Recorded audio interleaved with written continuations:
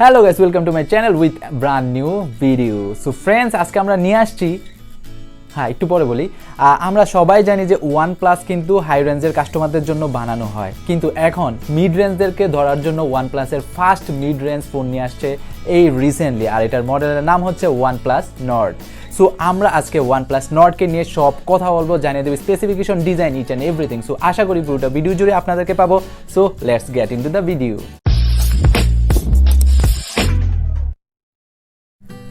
OnePlus mobile বা OnePlus কোম্পানির নাম আমরা সবাই মোটামুটি অনেকেই জানি, আর এই স্মার্টফোনের ব্র্যান্ডের একটা উইকনেস রয়েছে আমাদের সবার মাঝে, আর এই স্মার্টফোনটি সবাই ইউজ করতে চায়। আর এই স্মার্টফোনটি কিন্তু খুবই শর্ট টাইমে ওয়ার্ল্ডের মধ্যে ভালো একটা হাইপ তৈরি করে দিয়েছে এবং ভালো একটা জায়গাও দখল করে নিয়েছে কাস্টমারদের মধ্যে। আর ওরা অলওয়েজই একটা প্রিমিয়াম লেভেলের এবং হাই লেভেলের স্মার্টফোন লঞ্চ করে ওয়ার্ল্ডের মধ্যে।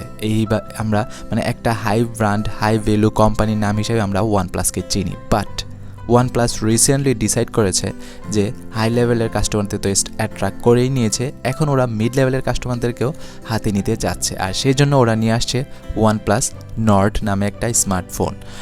আর এই স্মার্টফোনটির স্পেসিফিকেশন জানিয়ে দেব, এবং আপনাদের কাছে কোশ্চেন থাকবে আসলে কি স্মার্টফোনটি মিড লেভেলের প্রাইস রেখেছে নাকি হাই লেভেলের। So friends, let's get into the point.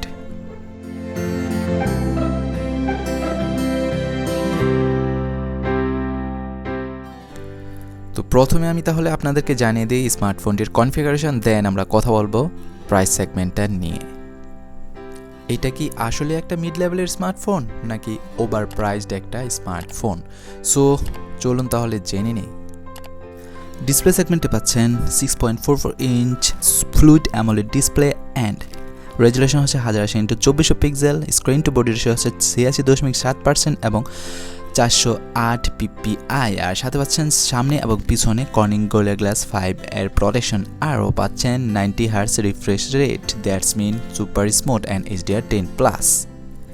Design বেশ ভালো, প্রিমিয়াম। সো আর ক্যামেরা সেগমেন্টে পাচ্ছেন সরাসরি OnePlus 8 Pro এর ক্যামেরা সেটআপটা 48 মেগাপিক্সেল, রেয়ারে পাচ্ছেন 48 মেগাপিক্সেল 1.8 অ্যান্ড 8 মেগাপিক্সেলের 119 ডিগ্রি আলট্রা ওয়াইড 5 মেগাপিক্সেলের ডেপথ সেন্সর এবং 2 মেগাপিক্সেলের ম্যাক্রো সেন্সর। আর সামনে পাচ্ছেন ডুয়েল পাঞ্চ হোল ক্যামেরা, একটা হচ্ছে 32 megapixel f2.5 and 8 megapixel f2.5 105 degree ultra wide.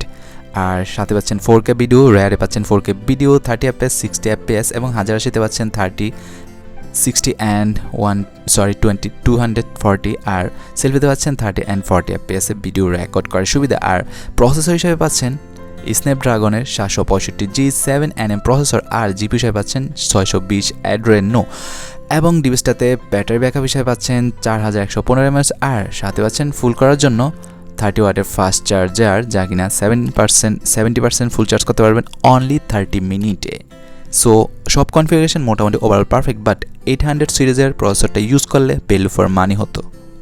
এবং রোম হিসেবে পাচ্ছেন 8GB র্যাম, এবং আর তার সাথে 128GB র্যামটা হচ্ছে LPDDR4X অ্যান্ড রম হচ্ছে UFS 2.1।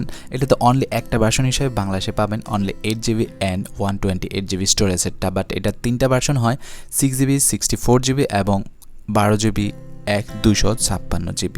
বাট বাংলাদেশে মেবি অনলি 128টাই অ্যাভেলেবেল, বাট তারপরেও যদি কেউ পার্সোনালি অর্ডার করে আনতে চান তাহলে 12GB 256GBটাও আনতে পারবেন। সো সব কিছু সম্পর্কে জেনে নিলাম, স্মার্টফোনটির কনফিগারেশন, ডিজাইন, সব কিছু সম্পর্কে। তবে আরেকটা অ্যাডভান্স আপনাদেরকে জানিয়ে নিই, এই স্মার্টফোনটির বিল্ড কোয়ালিটি অতটাই স্ট্রং না যেমনটা এক্সপেক্ট করতেছি আমরা বা করেছি। সো এটাতে প্লাস্টিক বডির মধ্যে ফ্রন্টে এবং রেয়ারে কর্নিং গোরিলা গ্লাস 5 এর প্রোটেকশনের গ্লাসটা ইউজ করা আছে, but mainly plastic frame. So এটার যেই প্রাইসটা রাখা হয়েছে সেটা হচ্ছে $399 থেকে $379, দ্যাটস মিন বাংলাদেশি প্রাইজে আপনার 31,000 থেকে 33,000 প্লাস। সো এইটাই কি অ্যাকচুয়ালি মিড লেভেলের একটা প্রাইস হলো? আর এই কনফিগারেশন অনুযায়ী কি আপনার কাছে কি মনে হচ্ছে এটা একটা মিড লেভেলের প্রাইস ফোন? আর এই স্মার্টফোনটি নাকি ইঞ্জিনিয়ারদেরকে বহুত খাটিয়ে ইঞ্জিনিয়ারিংগিরি করে তারা এই একটা প্রাইস কাট করে মিড লেভেলে নিয়ে আসছে। তবে বাংলাদেশে আপনারা এই স্মার্টফোনটিকে কিনতে ব্যয় করতে হবে 35 থেকে 40,000 টাকার মতো। ইন্টারন্যাশনালি যাই হোক, বাট বাংলাদেশে একটু হাই প্রাইসটা, বাট ইন্ডিয়াতে অনেক কম, মাত্র 25,000 রুপি।